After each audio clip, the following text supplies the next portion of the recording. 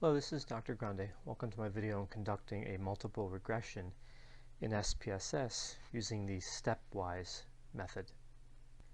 So I have here a set of fictitious data, and they're designed to illustrate how you can use a multiple regression to indicate how much variability in a dependent variable can be explained by several predictor variables. So looking at these fictitious data, I have an ID variable and a writing evaluation variable, pretest, experience, and outcome. So let's say that these data are related to some sort of program, and we have an outcome variable that measures how well the students learned what they were supposed to learn in the program. So it would be like a comprehensive final exam. That's our outcome variable. And we want to try to predict this outcome variable and to understand the contribution of individual predictor variables using multiple regression. So we have some metrics that we have collected. We have writing evaluation, which would be done at the beginning of the program, and then pretest, which would also be administered at the beginning, and then experience. Now this would not be in years or anything like that. It would just be a rubric that takes into account, it's like a composite, that takes into account the length of the experience, the duration of experience, and the quality of the experience. So for all three of these predictor variables, independent variables that we're collecting, a greater score represents what we would think would be related with a greater score in the outcome, right? So a higher writing evaluation score indicates better writing, a higher pretest, better aptitude for the particular training program, and a higher number here is indicative of more quality experience, a greater amount of quality experience in an area related to the skills that we're trying to teach. So by conducting a multiple regression, we'll get to see the individual contribution of each predictor variable on the outcome variable, so how much variance is explained in the dependent by each of the predictors. But we'll also be able to determine a model which may or may not include all of these variables. But we would hope that that model would be optimal and is the best model for explaining movement in the dependent variable. So there are assumptions for multiple regression that we need to consider. The first is we need a sample size for each independent variable, also called a predictor variable, to be at least 20. In these fictitious data I have 100, and I have 3 independent variables, which would be 60, so we're okay on that assumption. The independent variables or predictor variables cannot be multi-collinear, meaning they can't really be measuring the same thing. And I'll show you how to test for that. And they have to correlate to the outcome, and I'll show you how to test for that as well. We have to check for outliers on the predictor variables and the outcome variable. And we would want all the variables to be normally distributed. Additionally, we would like a linear relationship between the predictor variables and the dependent variable. So let's take a look at that relationship first, the linearity, right? So we'll go to Graphs, Legacy Dialogues, Scatter Dot. I'm going to select the matrix scatter, and under Define, I'm going to move all these variables, just holding down Control and selecting them, move all these variables over to matrix variables, and there are options. I'm not going to change anything. Click OK. And what we're looking for is kind of an elliptical pattern as it relates to the outcome variable, and you can see for experience there's more or less an elliptical pattern, and for pretest there is, but for writing evaluation that's more square, so that lets us know that we might have a problem there with writing evaluation as it relates to outcome. Next, let's test for normality. We can stay in the output view. Just go to Analyze, Descriptive Statistics, Explore, and for the dependent list box here, I'm going to populate it with all of the variables, the predictor variables and the outcome variable. And then moving over to statistics, I'm going to leave this as just descriptives. And then plots, I'm going to uncheck stem and leaf, but I'm going to check off histogram. And then I'm going to add here normality plots with tests. Click continue and then OK. And we'll take a look at the normality data. You can see we have the case processing summary and a lot of descriptives on each variable. We're going to move down to the test or normality. And typically for multiple regression, we're going to interpret the Kolmogorov-Smirnov, otherwise known as the KS test. And you can see we do have some problems. For the writing evaluation, we have a significant result, so that's non-normal. The pretest is normal. Experience, we have a significant result, so that's non-normal. But for the outcome variable, we do have a normal distribution. And then you can take a look at the histograms. So this was found to be not normal. Right, writing evaluation was not normal. And then the pretest was found to be normal. You see the histogram for that. For experience, this was found to be not normal. And then, of course, the outcome variable we found to be normal. So some limitations here based on the normality test that we'll have to keep in mind. So I'm going to move back to the data view and to analyze. And of course, we can reach this from the output view, as I mentioned. And now we're going to look at regression linear. So we've checked for the linear relationship, and we've checked for normality, and we know we're okay on sample size. And the other assumptions will be tested as part of the multiple regression. So the dependent variable here is outcome. The independent variables will be the writing evaluation, the pretest, and experience. So the method by default is set at enter. So if I were to set the rest of the options here on the right and just click OK, what the enter method would do is enter in all the predictor variables at one time without regard to whether those independent variables made a significant contribution to the model. Now you have other methods available here as well, and of course I'm going to be running this as stepwise, but it's important to understand what these do. So if we look at the remove model, this is used after using the enter model, and at that time variables can be specified and they'll be removed, and then the enter method will be used again.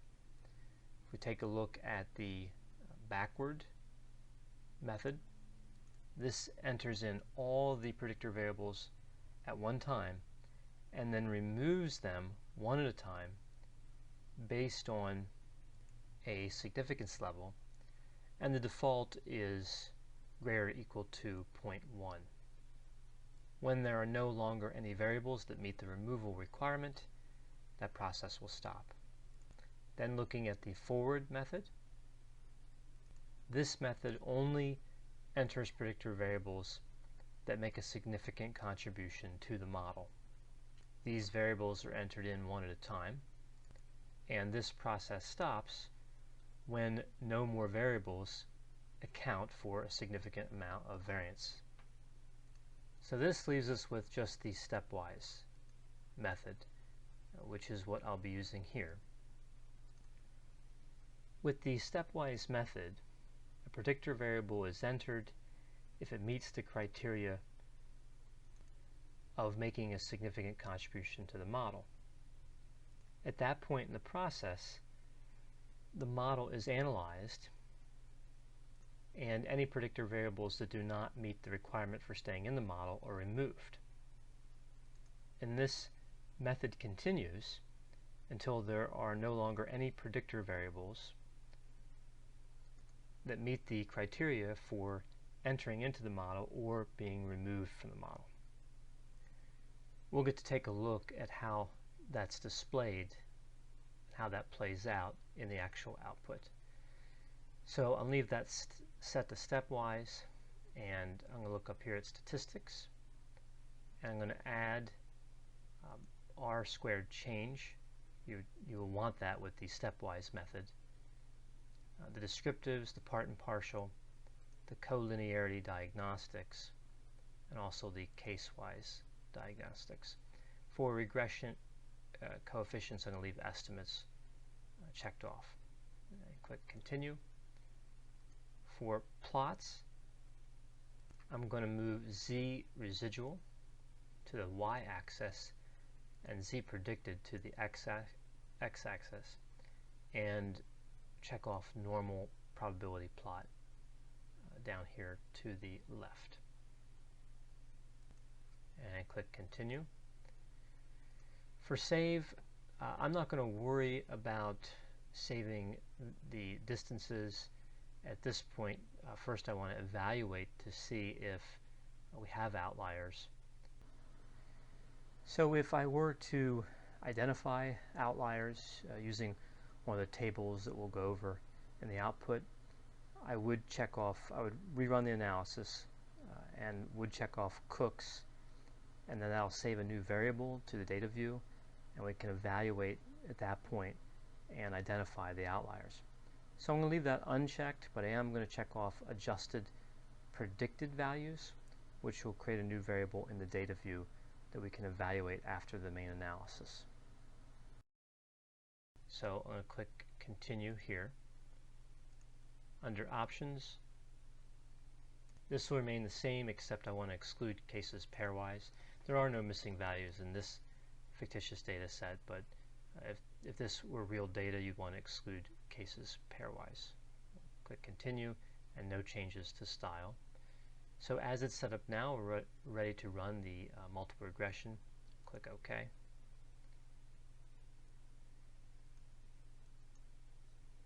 And you can see we have the descriptive statistics. Now notice the mean is in the unit of analysis for each variable, so we would expect the means to be quite different. The writing evaluation was a rubric and the experience was a composite, so the means are low compared to the pretest, which would have been a percentage, and then the outcome. So now we'll look at the correlations table, and there's two functions this table will have for us. One is to check for multicollinearity, so that's looking at the independent variables relationship to each other. Right? We don't want that to be too high. It can't exceed 0.7. But we also want to take a look at the predictor variables relationship to the outcome, which you want to be greater than 0.3. So let's start with the test for multicollinearity. So we know we have three predictor variables, three independent variables: writing evaluation, pretest, and experience. So there's three values that we want to evaluate here: writing evaluation and its correlation to pretest, and its correlation to experience, and then pretest and its correlation to experience. Now we can see all these values are below 0.7, so there's no multicollinearity concerns here. Now if you did have a correlation above 0.7, then we would say that those two variables would be multicollinear, and you'd want to consider removing one of those variables from the model, because really they're, as far as the dependent variable is concerned, they're measuring the same thing, right? There's too much overlap in those variables. So if you have both in the model, you're not getting any value from one of them, or not much value. Then we want to look at the relationship to the outcome. So if we look at the outcome variable, We can see the writing evaluation correlation 0.124. That's below 0.3, so that's an area where we should be cautious. But pretest and experience, both above 0.5. Remember, the standard is 0.3, so we're good there. So moving down, we see the next table shows us the two different models that the stepwise method generated, but there's really not any detail here. We want to get down a little further here to the model summary for more of the area of interest. So you can see that for model 1, you had an R-square of 0.345, which tells us that 34.5% of the variance in the dependent variable is explained by movement in the independent variables. It can be attributed to the predictor variables. But then in model 2, that went up to 47.5%. So model 2 right now appears to be the more appropriate model. It's important to note here that any model that explains more than 30% of the variance in the dependent variable is considered a good model. So model 1 and model 2 are both above 30%, 34.5% and 47.5%. And then moving down to ANOVA, and again we have both of the models represented here. And the null hypothesis being tested here is that the slope of the line is 0. So we would like a significant finding here, and we have it for both model 1 and model 2. We have a statistically significant finding. It is less than 0.05. So we can reject the null hypothesis that the slope of the line is 0. Then we're going to move down to coefficients. And again, we can see the two models represented, one with just pretest, and that is statistically significant, and one with pretest and experience. And you can see they are both statistically significant as well. So we have unstandardized coefficients here. I'm going to be focusing on B. And we have standardized coefficients over here, known as beta. And they explain something different. So let's take a look at B first. All right, so we have a value of 1.119 for pretest.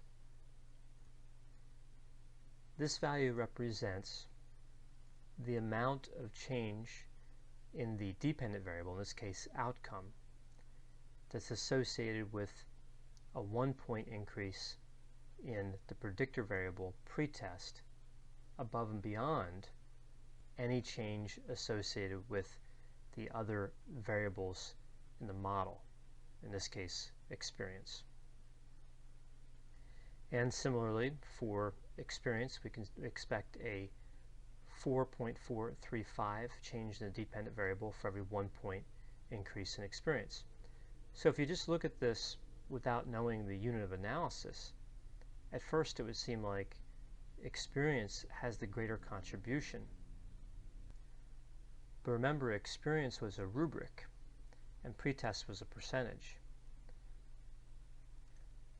And the way the units were set up, every 1 unit movement, every 1-point increase in experience is a large percentage shift in that variable, whereas every 1-point increase in pretest represents just 1%. And that's why we want to make sure we look at the beta value here,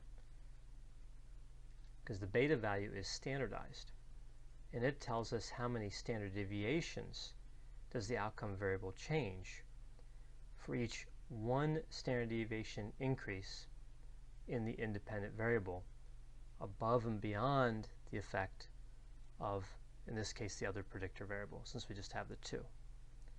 So looking at the beta value, we can see that the pretest is having more of an effect than experience. It's associated with more change in the dependent variable. So then moving over here to the correlations, this is the art value. It's also known as the semi-partial correlation. And this is an unsquared value. So this is variance. And what this tells us is that this is the amount of variance that will be removed, that will no longer be explained or realized in the dependent variable if we remove this predictor variable. Right, so if you want to look for a more interpretable value here, you would square the semi-partial correlation. But as you can see, if we removed pretest, we would have more variance being removed from the model than if we removed experience, which is consistent with what we saw over here in the beta values. And then taking a look at tolerance and VIF, which is variance inflation factor. We want to make sure the tolerance is greater than 0.1, which it is here in both cases. And we want the variance inflation factor less than 10, which is in both cases here. Now moving down to excluded variables, we can see that we have a couple models here as SPSS is running through the stepwise method. And you can see writing evaluation was a non-significant result when combined with experience, and there was a non-significant result just alone. So writing evaluation is excluded from the model. Then moving down to residual statistics, we have Cook's distance. I mentioned this earlier. I did not check this off as an option because I wanted to examine the result here first. We have a minimum of 0 and a maximum of 0.236. Right, this tests for outliers, and we're in good shape if this value is less than 1. So if you saw a maximum value that was greater than 1, you would go back, run the regression again, except check off Cook's distance, or you could check it off the first time. It's just going to create another variable in the data view. And then you just sort descending, get the larger values to come up to the top, and you can identify the outliers relatively quickly. And then looking at the probability plot, of course we want it, or for these points to be pretty much along this line, and they're not really along the line too well, but they generally follow the line, so that just gives you a graphical representation. And then moving down to the last graph, scatter plot, we can see here that what we're really looking for, again this is another test of outliers, that we don't have any values, any points here in the scatter plot that are less than -3 or greater than 3 on either axis, either the x-axis or the y-axis. And we want this to be more or less a rectangle. It's not quite a rectangle, but it has somewhat that shape, but there certainly are no values that are less than -3 or greater than 3. So we're in good shape with the scatter plot for the most part. So then I want to move back to the data view to show you the variable that I saved. I did not save Cook's distance, but I did save the adjusted predicted value. And I find this interesting because this is the adjusted value that the regression would predict. And you can see sometimes it's fairly close, like the actual outcome here is 96. The model predicted 99.9, a little bit off here on the 70 and 83, very close here, 75 and 75.299. So it gives you an idea that sometimes the predicted value, in this case the adjusted predicted value, is very close to the actual outcome, and sometimes, as in this case here, it's not close at all, or this case. So saving this value allows you to go through and see how the predictor variables influence the adjusted predicted value, and you get to compare it to the actual outcome. I hope you found this video on conducting a multiple regression using the stepwise method in SPSS to be helpful. As always, if you have any questions or concerns, feel free to contact me, and I'll be happy to assist you.